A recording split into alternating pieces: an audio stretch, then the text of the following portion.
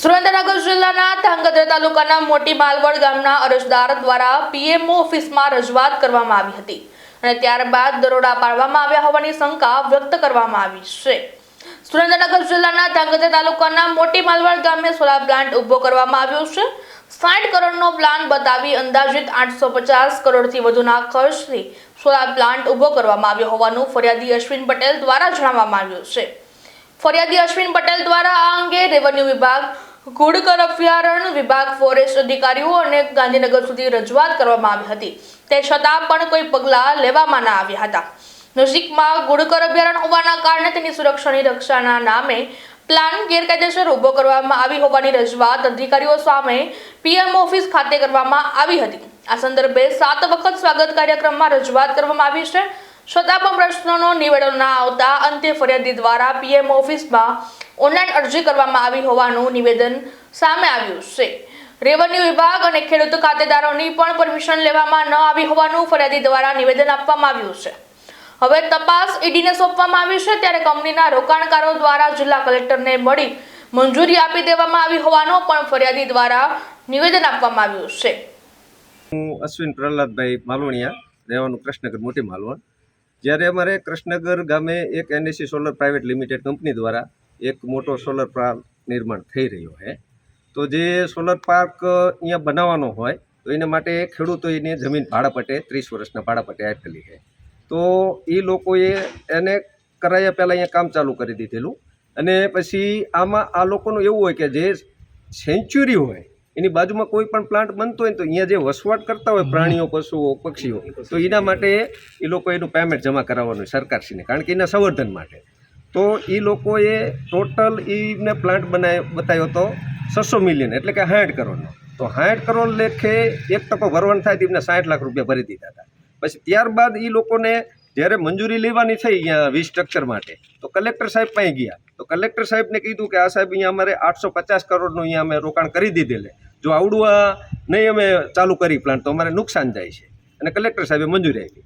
તો અમારી રજૂઆત એવી હતી વન વિભાગ પાસે, વન વિભાગને કારણ કે અમે 21/6 જાણ કરેલ, અગ્ર સચિવ મુખ્ય વન સંરક્ષક ગાંધીનગર, અને જાણ કરેલ કે આ લોકોએ આ રીતે ગેરરીતિ કરી છે, આટલા કરોડનો ભ્રષ્ટાચાર કર્યો છે, કે 60 કરોડ બતાવી અને 850 કરોડ પાછળથી બતાવે છે, તો વચ્ચેનો ડિફરન્સ રહ્યો હોય તો એ ડિફરન્સનું પેમેન્ટ ક્યાં ગયું? એ ઉઘરાણી જગ્યાએ એ લોકોએ પાછી મંજૂરી આપી દીધી અને 8 ભાગ કરી દીધા કે તમે વર્ષે 1 કરોડ ભરો। તો જે અહીંયા વસવાટ કરતા હોય પશુ પક્ષીઓ, તો એને આપણે સંવર્ધન માટે પેમેન્ટ જમા કરાવવાનું, તો મરી ગયા પછી એને ખવડાવીને શું કરવાનું? તો તપાસની જગ્યાએ એ લોકોએ એને મંજૂરી આપી દીધી, અને પછી કલેક્ટર સાહેબને મંજૂરી આપી હતી આની અંદર। તો 5મા નંબરમાં એવું લખેલું હતું કે ઇકો સેન્સિટિવ ઝોનની બહાર જે કોઈ લાઈન આવતી હોય તો એની અંદર ખેડૂતો ખાતેદારો પાસે તમારે મંજૂરી લેવાની રહી છે, એના માટે તમારે એગ્રીમેન્ટ કરવાનું થાય છે, અને સરકારી ખરાબામાં આવતી હોય તો તેના માટે તમારે રેવન્યુ વિભાગમાંથી મંજૂરી લેવી જોઈએ। તો આ લોકોએ નથી રેવન્યુ વિભાગની મંજૂરી લીધી, અને જે કોઈ ખાતેદારોની લીધી છે તો એ પણ લીગલી રીતે એગ્રીમેન્ટ નથી થયેલું, આ ફાઇનલ વાત છે।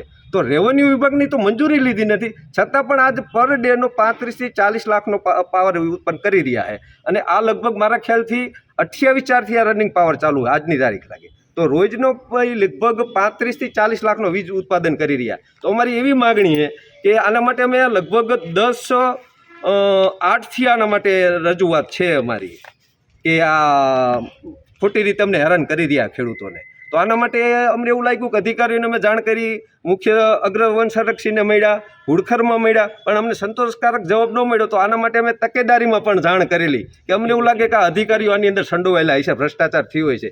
તો એ બાબતથી અહીંયા જ્યારે રેડ થઈ છે ઈડીની કલેક્ટર ઓફિસે, ત્યારે અમને એવું લાગે કે કદાચ આના માટે પણ થઈ શકેલ હોય, કે કારણ કે આની અંદર ભ્રષ્ટાચાર મોટા પાયે થયો નકર, કારણ કે આ લગભગ મારા ખ્યાલથી અમે 7મી વખત ઓનલાઈન પ્રશ્નમાં સ્વાગતમાં આવેલા, તો છતાં હજુ જે તે અમારો પ્રશ્ન અહીંયા કેમ ગોટાય? તો આ કંપની દ્વારા અમારા રોડ તોડી નાખ્યા છે, અમારા ખેડૂતોને પીવા માટેની પાઇપલાઇનો તોડી નાખેલી, તો એ લોકોને દંડવાની જગ્યાએ એ લોકોને આ લોકો સાવરી રહ્યા છે। તો તેના પરથી હજુ અમને એવું નક્કી નથી થતું કે આની અંદર કોણ અધિકારી, જો આની અંદર ખરેખર બારીકાઈપૂર્વક તપાસ કરવામાં આવે ને તો આની અંદર મોટા મોટા અધિકારીઓ અને મોટા મોટા માથાઓ બહાર આવી શકે તેમ છે।